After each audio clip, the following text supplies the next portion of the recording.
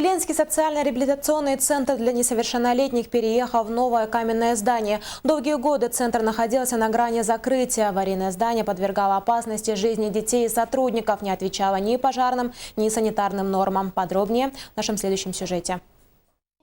Вот тот заветный документ, который много лет ждали сотрудники Ленского социально-реабилитационного центра для несовершеннолетних. Адресованное на имя министра труда и социального развития Республики Александра Дружинина, в нем говорится, что администрация Ленского района готова передать реабилитационному центру каменное здание по адресу Первомайская, 5А.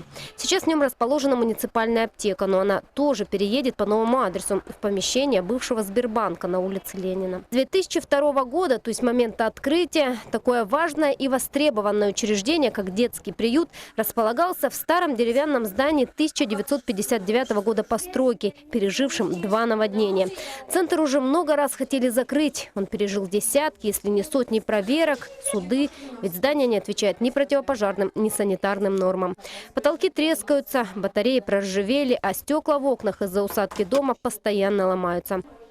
Вот здесь расположен так называемый изолятор, комната, через которую проходят все вновь поступившие дети. Она очень маленькая. Здесь на площади около 2 квадратных метров расположено 2 кровати, хотя по Санпину здесь и для одного человека места мало. Во всех крупных районах республики подобные центры располагаются в больших каменных зданиях. И только ленские дети, которые и так попали в трудную жизненную ситуацию, ютятся в маленьких комнатах, собирают осыпавшуюся с потолка штукатурку и заботятся о том, чтобы вовремя отключить из розетки зарядное устройство для телефона, чтобы, не дай бог, замыкания не случилось. Сюда попадают дети, которых органы опеки изымают из неблагополучных семей. Иногда подростки приходят сами, чтобы переночевать или просто поесть, ведь дома пьяные родители.